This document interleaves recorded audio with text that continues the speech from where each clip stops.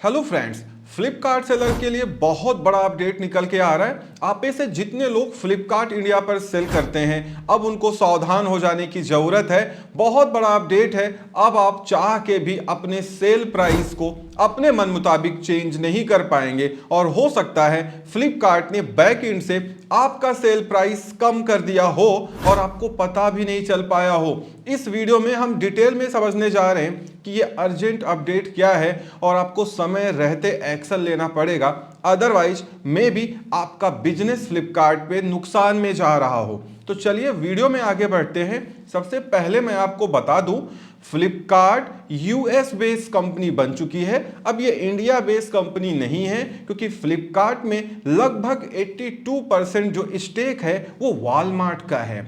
ठीक है ना, मीन्स अब फ्लिपकार्ट भी वॉलमार्ट के द्वारा कंट्रोल किया जाता है। बंसल फैमिली ने पहले ही एग्जिट कर लिया था। तो ये कुल मिला के यूएस बेस्ड कंपनी है, जैसे अमेजोन है। ठीक है ना, ये इंडियन कंपनी अब नहीं रह गई है। इसके जितने भी स्टेक थे वो सारे बेच दिए गए इंडिया से।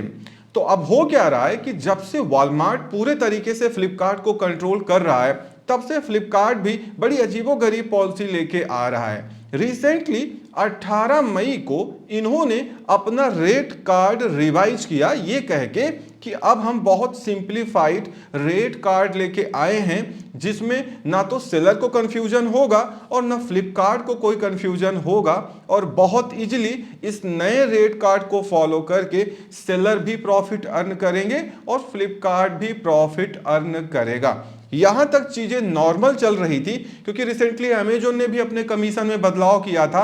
तो लोगों का मानना यह था कि चलो फ्लिपकार्ट भी अपने कमीशन को रिवाइज कर रहा है, सारी फी को रिवाइज कर रहा है। लेकिन 18 मई से जो नया रेट कार्ड अप्लाई हुआ है, अगर बेनिफिट के नजरिए से देखें तो इसमें बेनिफिट सिर्फ एक दिखता है कि अगर आपका आइटम 500 ग्राम से नीचे का है या अप टू 5.5 केजी का है, मतलब आधा किलो का है, तो आपको लोकल और जोनल लेवल पे कोई शिपिंग फी नहीं देनी पड़ेगी। लेकिन जैसे ही वो आधा किलो के ऊपर जाएगा उस पर फी चार्ज होगी। और ये सारे वर्टिकल के लिए नहीं है, कुछ वर्टिकल में फी जैसे नॉर्मली चार्ज होती है वैसे ही चार्ज होती रहेगी। साथ ही साथ कमीशन को भी बढ़ाया गया है और खासकर जो रिवर्स शिपिंग फी है, जब आपका आइटम रिटर्न या रिफंड होता है, वो फी काफी बढ़ाई जा चुकी है। कहने का मतलब एक तरफ से आपने फी माइनस की, दूसरी तरफ से उसको ऐड कर लिया। कुछ ज्यादा इसमें सेलर को प्रॉफिट नहीं हुआ है, बल्कि सेलर को एक तरीके से देखा जाए कई जगह पे कई कैटेगरीज में ज्यादा पैसे देने पड़ेंगे। लेकिन फ्लिपकार्ट ने जैसे ही 18 मई 2024 को इसको अप्लाई किया, उसके बाद फ्लिपकार्ट पे जब आप प्राइसिंग को चेंज करने जाएंगे तो आप अपनी प्राइसिंग को चेंज नहीं कर पाएंगे। जैसे ही आप प्राइसिंग चेंज करने जाएंगे और 2 से 3-4% का हाइक करने जाएंगे, आपको एक वार्निंग मैसेज, एक मैसेज मिलेगा, system update, keep revisions closer to historic settlement value. अब आपको लगेगा कि यार ये क्या है, ये हिस्टोरिक सेटलमेंट वैल्यू कहां से आ गया इसमें, क्योंकि सेल प्राइस तो हमें डिसाइड करना है ना कि हम कितने में बेच रहे हैं। तो ये फ्लिपकार्ट क्यों मना कर रहा है या क्यों प्राइस को चेंज नहीं करने दे रहा है, इसको समझने के लिए आपको रिपोर्ट सेंटर में जाना पड़ेगा और वहां पे लिस्टिंग रिपोर्ट्स में क्लिक करके आपको लिस्टिंग रिपोर्ट जनरेट करना पड़ेगा। जैसे ही आप लिस्टिंग रिपोर्ट जनरेट करेंगे और उसको डाउनलोड करेंगे, ओपन करेंगे एक्सेल फाइल को, तो आप उन सारे एसकेयू को देख पाएंगे जिसमें फ्लिपकार्ट ने अपने मन मुताबिक प्राइस को कम किया होगा या ज्यादा किया होगा या कांस्टेंट रखा होगा। वहां पे ये साफ लिखा है 18 मई के पहले क्या आपका हिस्टोरिक वैल्यू था, प्राइस का सेटलमेंट रेशियो क्या था, और 18 मई के बाद क्या हो रहा है। इजिली आप वहां पे देख पाएंगे। ज्यादातर केसेस में ये पाया गया है कि 18 मई के बाद बहुत सारे प्रोडक्ट का प्राइस फ्लिपकार्ट ने अपने हिसाब से बैकएंड से ही कम कर दिया है। और वो प्राइस जब आप बढ़ाने के लिए जाते हैं तो लगभग 1 से 1.5% इंक्रीमेंट के बाद या कुछ में 1% भी इंक्रीमेंट नहीं ले रहा है और आपको प्राइस चेंज नहीं करने दे रहा है।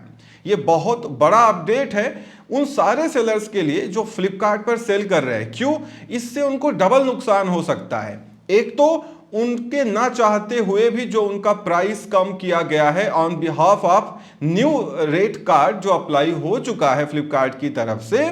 दूसरा, अगर वो अमेजोन इंडिया पर सेल करते हैं उनके लिए डबल मुसीबत है, क्योंकि अमेजोन ये कतई नहीं चाहता कि आप सेम प्रोडक्ट फ्लिपकार्ट पे उनसे कम प्राइस में बेच रहे हो।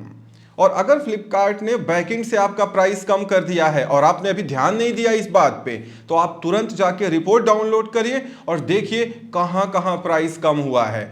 कुछ रुपए तक आप प्राइस शायद बढ़ा पाए, एक हद के बाद ये प्राइस आपको अब नहीं बढ़ाने दे रहा, कुछ में तो बिल्कुल ही नहीं बढ़ाने दे रहा है। तो अब आपको अमेजोन से उस प्राइस को कहीं ना कहीं एडजस्ट करना पड़ेगा, अदरवाइज अमेजोन पे भी आपका बिजनेस हैम्पर हो सकता है, क्योंकि उनके पास एआई टूल हैं जो तुरंत ये बता देते हैं कि आप कौन सा प्रोडक्ट किस वेबसाइट किस ई कॉमर्स मार्केट प्लेस पे कम में बेच रहे हो जो आप अमेजोन पे बेच रहे हो। इसीलिए उनको डबल नुकसान उठाना पड़ सकता है। और ये जो प्राइस जो फ्लिपकार्ट आपको नहीं बढ़ाने दे रहा है, इसके लिए आप केस रेज कर सकते हैं, उनके फ्लिपकार्ट सपोर्ट से बात कर सकते हैं, मे बी बैकएंड से वो आपका प्राइस बढ़वा दें, अदरवाइज फिर कोई चांस नहीं बनता है। अब जितने लोग फ्लिपकार्ट पे नुकसान में बिजनेस कर रहे थे ये सोच के कि चलो आगे बढ़ा लेंगे प्राइस, या जितने लोग अपने प्रोडक्ट को ज्यादा बेचने के लिए या कंपटीशन में बने रहने के लिए कुछ प्रोडक्ट को नुकसान या नो प्रॉफिट नो लॉस में बेच रहे थे, उनको बहुत तगड़ा नुकसान होगा इससे, क्योंकि अब वो अपने प्राइस को अपने हिसाब से नहीं बढ़ा पाएंगे। जैसे ही वो एक रेंज के बाद प्राइस बढ़ाने जाएंगे वो प्राइस नहीं बढ़ पाएगा और ये कहा जाएगा कि आप जो है प्राइस को हिस्टोरिक सेटलमेंट वैल्यू के क्लोजर रखिए।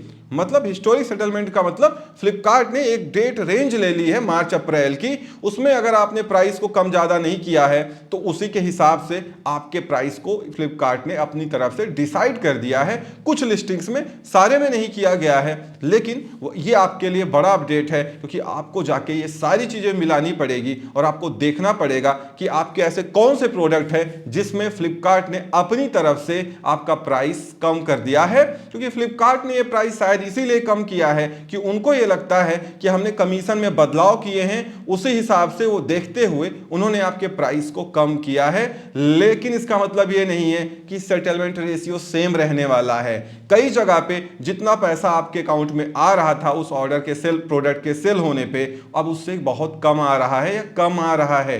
तो ये सारी चीजें आप जाके जरूर मैच कराइए, अदरवाइज फ्लिपकार्ट की वजह से फ्लिपकार्ट पे तो आपका बिजनेस नुकसान में जा सकता है, साथ ही साथ अदर मार्केट प्लेसेस पे भी आप सफर कर सकते हैं। इस वीडियो में इतना ही, उम्मीद करता हूं वीडियो पसंद आई होगी। Thank you so much for watching.